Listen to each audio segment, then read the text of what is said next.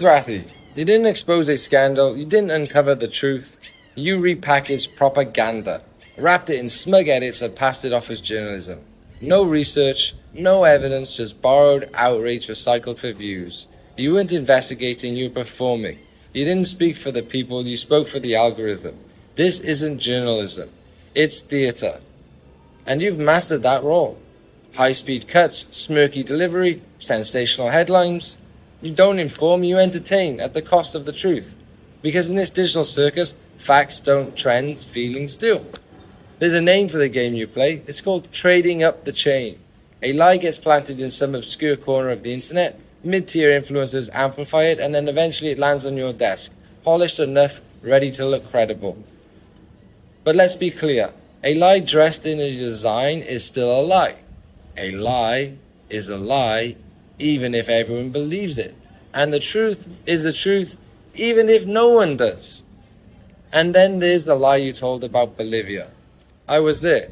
I witnessed it firsthand. We were legally present in Bolivia on a valid 180-day humanitarian work visas, lawfully supporting indigenous communities through environmental, cultural, and social development initiatives. There was no fraud, no land grab, no deception. We were attacked by a mob, then mistreated by Bolivian immigration officials, not because we committed any crime, but because of political pressure and media sensationalism. We were not arrested, we were not charged, we were not extradited.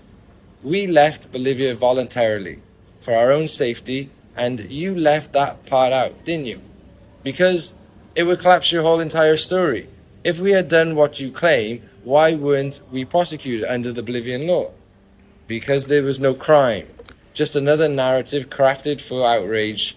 These agreements you reference, they weren't land deals.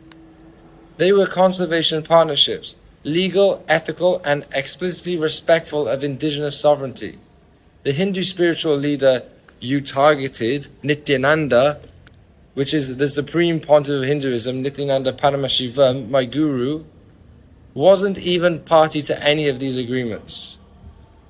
These partnerships supported cultural preservation, environmental protection, humanitarian aid, and were fully compliant with Bolivian law and international conventions, including Law 465 and ILO Convention 169. You deliberately misrepresented them, because the truth wouldn't trend, but a cult land scam would. Your profit off distraction, off outrage, we scroll, you cash in. Every like, every share, money in the bank. Cha-ching, well done. But while you views go up, public trust goes down, and your audience becomes not informed, but indoctrinated. The consequences? They're real. You weaponize half-truths, your audience mobilizes, good people are harassed. Years of work destroyed just to make room for your brand to shine. You didn't fact check, you didn't dig, you simply recycled a 15-year-old lie because finally someone paid you enough to do it. There was a time people peddled drugs, weapons, and power. Today, they peddle misinformation. And you, Dhruv, the newest kind of dealer pushing narratives for virality. Not for justice, not for truth, but for clicks. Information is power. Don't hand yours to the loudest voice. So the next time you see Dhruv Rathee's video, pause, ask yourself, who paid for this? Who benefits from it? And what truth was buried so a lie could go viral? Because in this world of curated outrage and performative truth, silence isn't neutrality, it's complicity. And for anyone looking to see the truth for themselves, to fact check the claims, to dismantle the lies Dhruv Rathee continues to spread, visit nityanandatruth.org. Truth is not trending, but it is still out there. Nityananda.